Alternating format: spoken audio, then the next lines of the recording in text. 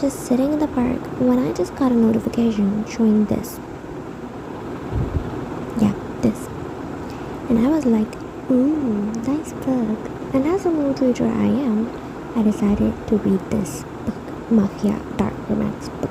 So yeah, let's dive into this book, Sweetest, Oblivion. So this is a story about a girl called Alina, as I'm showing you guys the Goodreads screenshot. It's about the girl Alina, and the male lead is Nicholas. Yes, I'm going to say that's Nicholas, not Nico, because I hate him. Anyways, so she's romantic at heart, and she is living in the most unromantic way.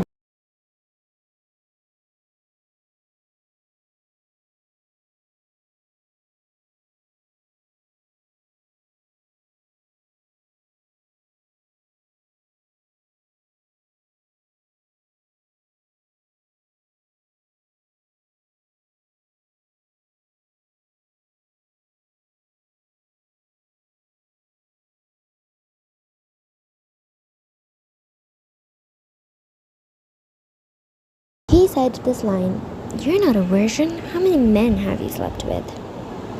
Yeah, the same guy who has probably bedded the half of the New York, and probably half of his maids and cousins as well. Hypocrite. Anyways, this man uses rape threats as casual conversation because nothing says that book talk portraying a male lead, like weaponizing assaults to make a point. Bravo, sir, bravo. Well, he's out there doing a world tour of his own household mates, his fiance's brother's girlfriend, and yes, his even stepmom. God.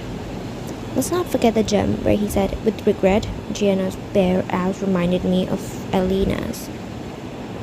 If that line didn't make you want to scrub your brain with bleach, congratulations, you're scarier than Nicholas. The temper tantrums in public, pushing Alina into pool for talking to a man, threatening to assault Adriana.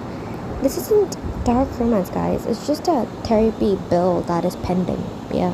He's just, I just can't understand why these book talk people went so feral for him. I even had some kind of hope when he said some things about the gas station, when the gas station scene happened, where he burned the gas station. But as soon as the chapters went forward, I hated this man with every single nerve or inch of my body. Yeah. If you told me either to be in a room with this man or get stumped by Shrek, yeah, that's much how I hate this man.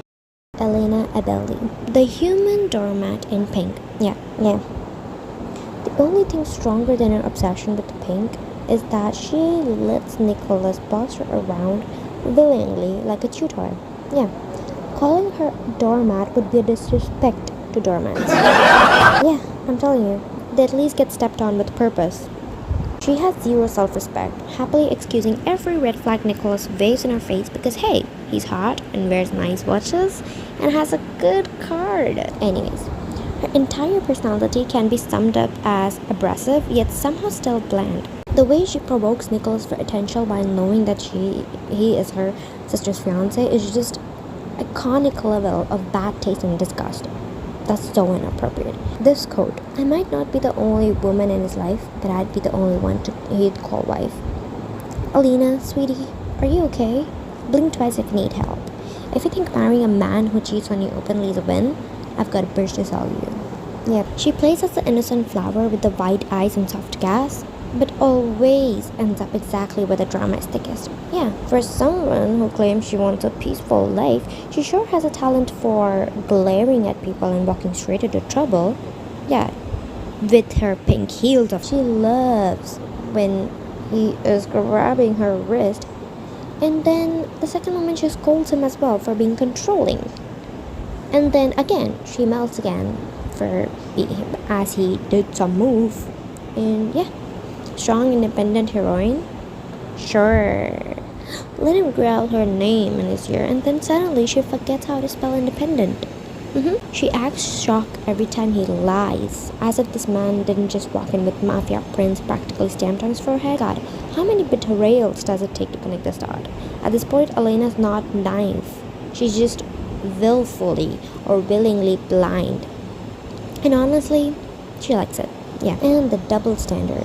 Alina gets to judge Nicholas for being manipulative but playing her own game.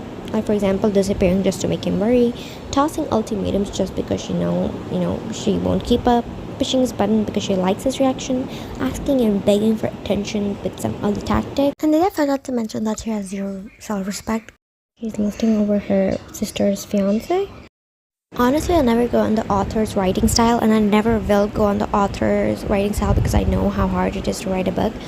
But Miss Danielle, you could have at least controlled the amount of time heat was added to Alina's core, or how much time Nicola's eyes darkened, or how much time they didn't, look at each other, or maybe the time that Nicholas actually stayed at his own home instead of being with Alina 24/7 or each chapter. Yeah, that's literally the whole problem of this book. Nicholas and Alina are with each other in every single chapter. If he's in the garage, Alina's there. If Alina's in the TV dining room, he's there. If Alina's in the pool, he's there. If Alina is in the dining table, he's there. So overall, this was my little review of Sweetest Oblivion. I really did wish that this book was my first ever mafia book apart from Rena Kent. Yeah, apart from Rena Kent, this was my first ever mafia book, and I was disappointed, highly disappointed. Anyways, let's come to the series part. So about the series, there are 3 books, and I already DNF'd the first book. I did not even know if I want to read it. I've just DNF'd it for 100 days over the time period. And the second book, which is I don't remember the name for the second book. Here it is, but it's about Christian Alistair, and hopefully I'm reading that book. Hopefully I'll be loving this because I've heard good thing about Christian Alistair. I'm not gonna give out spoilers, but yeah, hopefully we love them. And there's the third book, which I'll never ever even go nearby. I'm telling you, the third book, The Maddest Obsession, I'll never go near that book or that man, Ronin. God, I hate that man. What do you mean he did this? Imagine this actually happening in real life. That is so messed up. And the fact that he kidnaps her for revenge, God, I could never. So yeah, I'm not going to be touching the third book. First book a flop, second book I'm going to be reading. So overall, this was my review for Sweetest Oblivion. If you want to see more reviews and any book that you want me to review and read, please do drop it in the comment down below. And do drop a name for my fans. Thank you, bye.